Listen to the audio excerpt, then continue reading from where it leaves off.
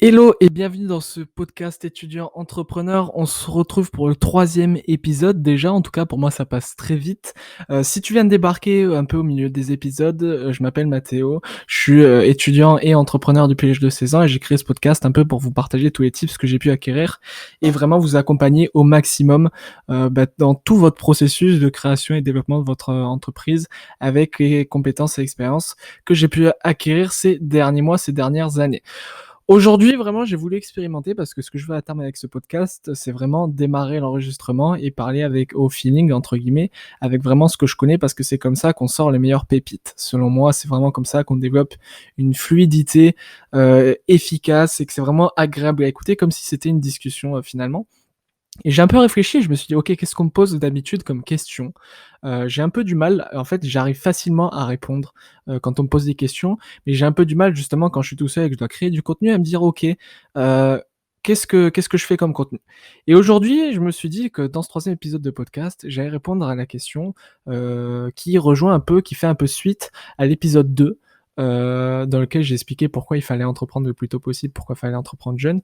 Aujourd'hui, j'ai décidé de répondre, comme tu as vu dans le titre, à la question par quoi commencer quand on veut entreprendre. C'est une question qu'on se pose souvent en fait quand on veut commencer à entreprendre et que tu te poses peut-être à l'heure actuelle. C'est OK, bah, je veux entreprendre, j'aime ça. Par où je commence?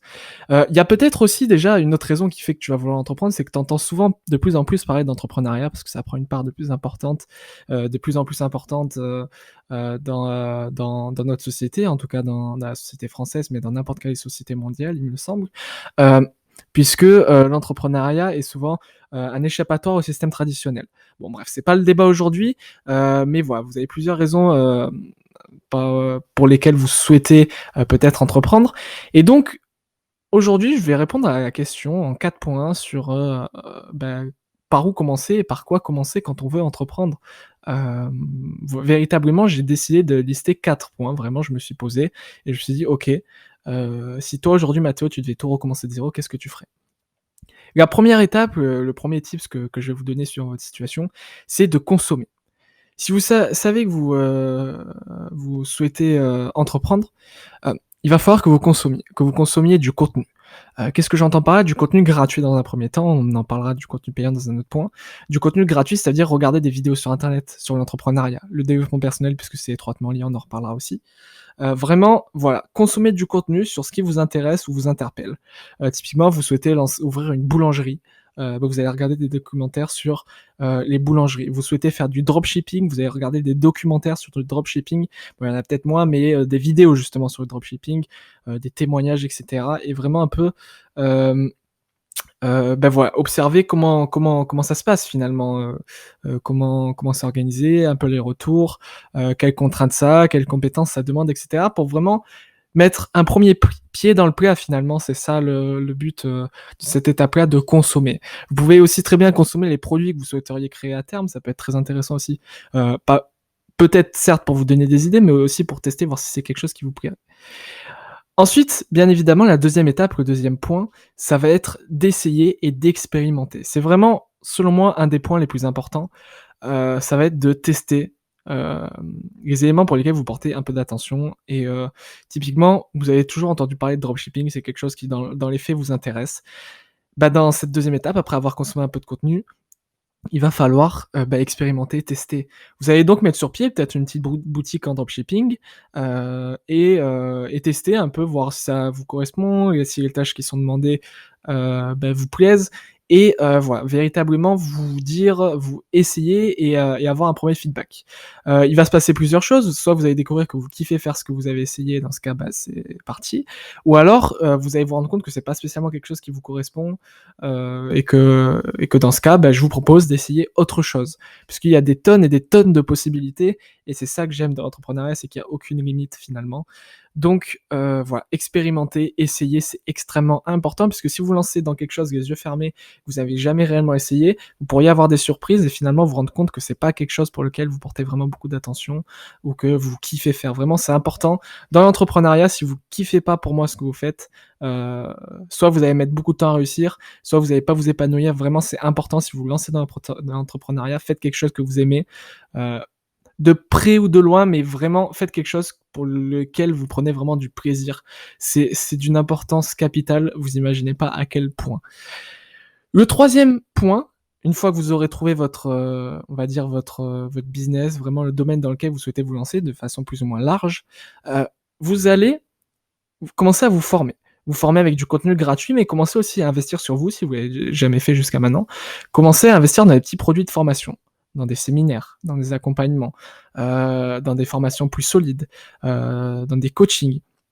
De façon à, pouvoir commencer à vous construire des compétences solides dans le domaine dans lequel vous voulez vous développer finalement. Si vous sautez cette étape, ça veut dire que vous foncez dans le tas et vous essayez de vous développer pendant 10 ans et que, voilà, sans essayer de vous former, vous remettre en question.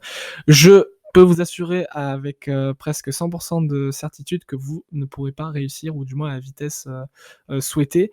Pourquoi? Parce qu'aujourd'hui, chaque personne qui a atteint un niveau, de succès, exceptionnel et ben, ce sont que des personnes qui se sont énormément formées. Qu'est-ce que j'entends par former justement? Bah, c'est, comme j'ai dit avant, assister à des webinaires en ligne, assister à des formations en ligne gratuites et ou payantes, regarder des vidéos sur YouTube. Sur YouTube, vous retrouvez une mine d'informations. Vous avez également une mine d'informations sur Google, de blogs et cetera. Google et YouTube sont vos amis, n'oubliez pas cette étape-là. Vraiment, vous pouvez retrouver des tas et des tas d'informations, c'est incroyable, la mine d'or qu'on a avec Google notamment. Aujourd'hui, vous pouvez tout faire grâce à Google. Vraiment, vous pouvez avoir en tout cas, vous pouvez avoir les connaissances pour tout faire grâce à Google, selon moi. Je connais rien, qui n'est pas, expliqué, sur Google, dans le sens où, vous voulez devenir boulanger, il y a des articles de blog qui vous expliquent comment faire du pain et cetera. Vous voulez devenir, vidéaste, il y a des tutos vidéo à foison.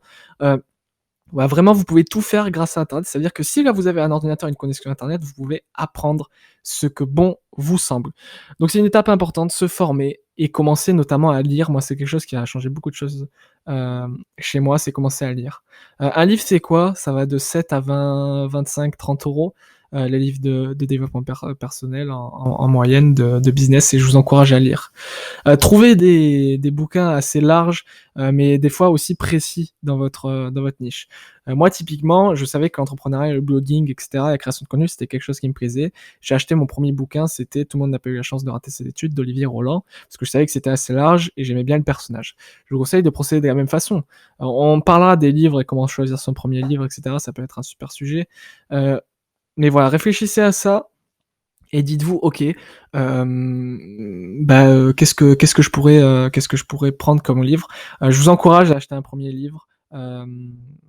Moi, je suis plus format papier personnellement, on en reparlera également puisque, c'est plus agréable à lire et tout et ça vous permet de déconnecter, du format virtuel ou des écrans, si vous êtes déjà, à longueur de journée donc voilà. Après c'est un choix personnel bien sûr, les Kindle et cetera, Kobo et cetera, ça peut être plus pratique pour vous et des fois un peu moins coûteux, quoique. Donc voilà, vraiment la troisième étape, c'est se former, c'est également une des étapes les plus importantes.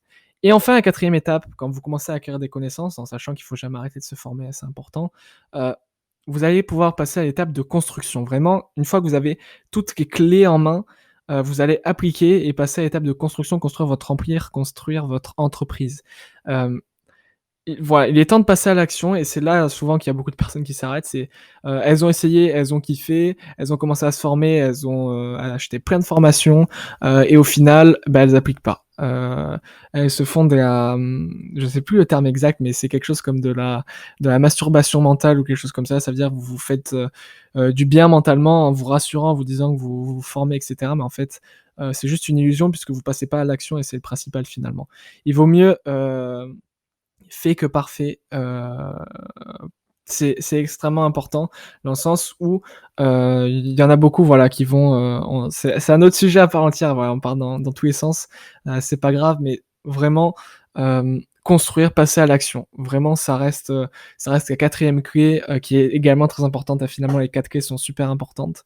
Heu, construire et passer à l'action, appliquer les conseils que vous avez pu acquérir, continuer d'expérimenter, continuer d'échouer, continuer de se former, continuer de développer et continuer de construire en permanence. De chaque jour, semer des graines qui formeront des arbres dans quelques jours, dans quelques mois, dans quelques années. C'est extrêmement important de chaque jour mettre en place des actions. Hem, Typiquement, moi aujourd'hui, je crée ce podcast-là. Pourquoi? Bah, déjà, c'est un plaisir personnel et aussi parce que j'avais jamais expérimenté ce format-là et c'était quelque chose qui me tenait à cœur de partager ce genre de contenu et pour moi, le format audio là, dans la situation actuelle, était le plus adapté. Mais rien ne vous empê enfin, vous voyez, c'est un peu semer des graines, sur le long terme parce que je sais très bien qu'à l'heure où je publie ce podcast ne fera que très peu de vues et entre vous et moi, ça importe que très peu, si tu vois? Moi, aujourd'hui, je publie ce podcast parce que ça me fait plaisir, ça me permet aussi de garder une note de ma façon de penser à l'heure où je publie et à la date à laquelle je publie ce podcast. Je sais que déjà, on est au 3e épisode et je sais que déjà vous êtes presque une dizaine à regarder mes podcasts, régulièrement et je suis déjà super content, d'aider une dizaine de personnes, ça me fait super plaisir et voilà, tout ça, c'était pour revenir sur ce 4e point. Donc en conclusion, pour rappeler un peu, tout ce que je vous ai dit, la 1re étape, ça va être de consommer. Vous commencez à vous renseigner un peu sur le sujet et cetera. Une fois que vous êtes renseigné, vous avez fait un peu le tri, ça va être d'essayer d'expérimenter, d'échouer, heu, d'essayer des choses, voilà, d'expérimenter sans trop approfondir, mais voilà, de vraiment découvrir votre ikigai, peut-être même qui va vous permettre de savoir ce que vous aimez vraiment. La 3e étape, ça va être de se former dans le domaine un domaine précis idéalement, sur lequel, vous portez beaucoup d'attention et que vous souhaitez, développer en rapport avec votre projet d'entreprise finalement, quand vous souhaitez entreprendre. Et la 4e étape, c'est le passage à l'action, la construction véritablement, passer à l'action et appliquer les conseils que vous avez appris. Voilà, on arrive déjà au terme de ce podcast. Je trouve que c'est des bons formats, des petits speed, des petits rushs, des runs, vous appelez ça comme vous souhaitez, d'une petite dizaine de minutes. Je prends un peu mon aise au fur et à mesure. Je donne à la fin, j'aime bien à la fin des premiers podcasts à donner un peu mon feedback. Tu peux partir si ça t'intéresse pas, mais voilà, j'aime bien, voilà, expérimenter un peu ce format-là. Je trouve que c'est assez cool. Ça va être tout pour ce podcast. Je vous dis à très vite pour le 4e épisode. Ciao, ciao. 4e épisode. Ciao, ciao.